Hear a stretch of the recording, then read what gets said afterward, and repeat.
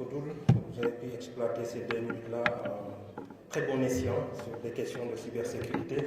Nous allons maintenant donner la parole à, vous l'aurez compris, sur la note que Son Excellence, le président d'honneur de la coalition, a sortie récemment, portant nomination auprès de Madame le superviseur général, des superviseurs adjoints chargés des questions sectorielles, notamment sur la logistique, les questions électorales, la stratégie et la communication. Nous allons accueillir Dr Amadou Thiaw, secrétaire superviseur général chargé des élus, qui va nous délivrer son discours. Merci. Merci Hassan.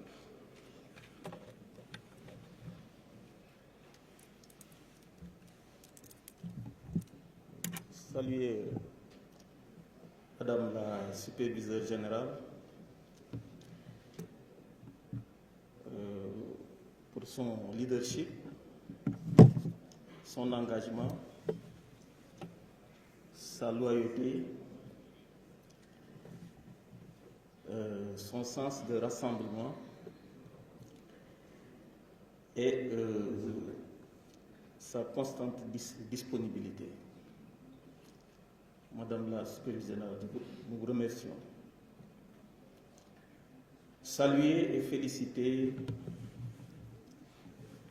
les membres du think tank. À la tête, Monsieur le ministre et coordonnateur, Maître Tin. Saluer mes collègues maires. Je vois M. Bey dans la salle, collègue maire. À ma qualité de chargé des élus superviseurs adjoints, je voudrais articuler ainsi mon intervention sur le changement de méthode. Le contexte actuel nous impose de changer de méthode sans renoncer à nos principes. Nous devons renforcer l'écoute des élus, privilégier la concertation et bâtir une coalition davantage ancrée dans les réalités des collectivités territoriales. L'efficacité politique passe aujourd'hui par une meilleure organisation du travail du terrain. Madame la superviseure générale, vous savez que la meilleure méthode, c'est de partir du bas vers le haut, de s'enquérir des problèmes des Sénégalais. Et je pense que les derniers remparts, c'est les élus, qui sont tous les jours à côté des populations, qui connaissent leurs préoccupations. Donc ce serait bien, en tout cas, de penser à décentraliser un peu la réflexion sur les élus qui peuvent nous aider sur les préoccupations des populations. Pour garder le cap, c'est rester fidèle aux engagements pris par le président de la République devant le peuple sénégalais.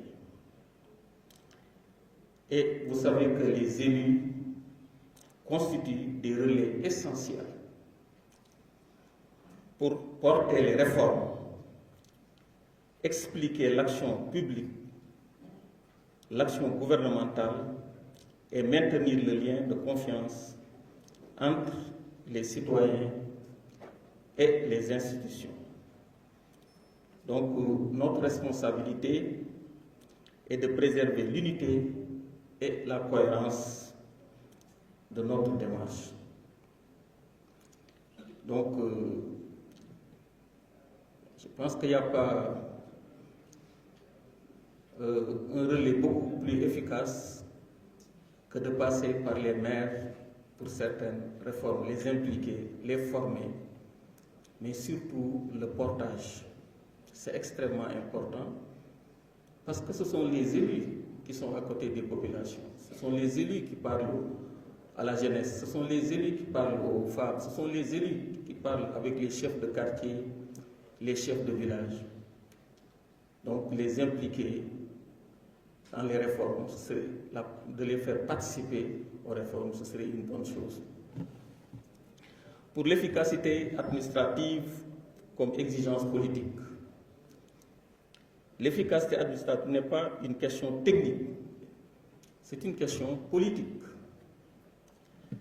Les populations jugent l'action publique à travers des résultats concrets qu'elles constatent dans leur quotidien. C'est pourquoi notre devoir est d'accompagner les élus afin que les politiques publiques produisent des impacts visibles et rapides dans les territoires. Madame la superviseure générale, je pense que en 2026, les projets de l'État ne doivent plus tomber du ciel. Il faut faire porter ces projets par les élus. Un projet a plus d'efficacité quand c'est porté par un maire ou un président du conseil départemental ou les conseillers. C'est extrêmement important. On peut dépenser beaucoup d'argent. On peut faire des réalisations. Mais le portage est important. La communication est importante. Et il n'y a pas plus efficace et plus proche des populations que le maire. Il peut porter le projet du début à la fin. Du financement, du bureau municipal, du conseil municipal, de la pose première pierre, des visites de chantier jusqu'à l'inauguration. Je pense que tout se passe au niveau des territoires. Le budget, quel que soit le montant, se passe dans les 558 communes du Sénégal. Et qui les porte, c'est les élus. Donc ce serait bien aujourd'hui qu'on décentralise un peu le BCI. En 2026, le ministère de l'Éducation continue. Donnez-moi une minute, s'il vous plaît. En 2026, le ministre de l'Éducation continue à construire des salles de classe. C'est le maire qui doit identifier les besoins et construire les salles de classe en concertation avec les populations. Mais les projets continuent à tomber du ciel. La santé, les postes de santé, parce que je vous parle des compétences transférées, la santé, l'éducation, etc. Donc nous souhaiterions que le budget soit un peu décentralisé au profit des élus pour que l'action publique soit beaucoup plus efficace et que les résultats soient beaucoup plus efficaces et visibles aux yeux des populations. C'est extrêmement important. Vous parlez d'élections, mais les populations, les réalisations, si elles savent que c'est des réalisations de son Excellence le Président Bassirou Diomaye Diakhar Faye, ça peut donner un impact positif lors des prochaines échéances, que ce soit les élections locales ou les élections présidentielles de 2029. J'invite mes collègues maires. Nous sommes aujourd'hui plus de 300, 350. Notre objectif, c'est d'avoir 400 maires sur 558 dans la coalition Diomaye Président. Nous étions plus de 300. Et je vous assure, depuis que le nouveau gouvernement est formé, nous avons reçu des appels de partout des élus qui vont bientôt intégrer aussi bien la coalition Diomaye, mais aussi c'est de très haut cadre. Donc je les invite aussi à se rapprocher de Maître Tine, parce qu'il y a des experts comptables, il y a des avocats, c'est de très haut cadre, pour venir aussi s'inscrire et être dans le think tank de la coalition Diomaye. En résumé,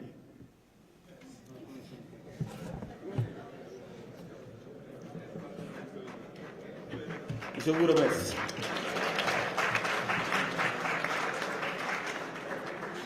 Docteur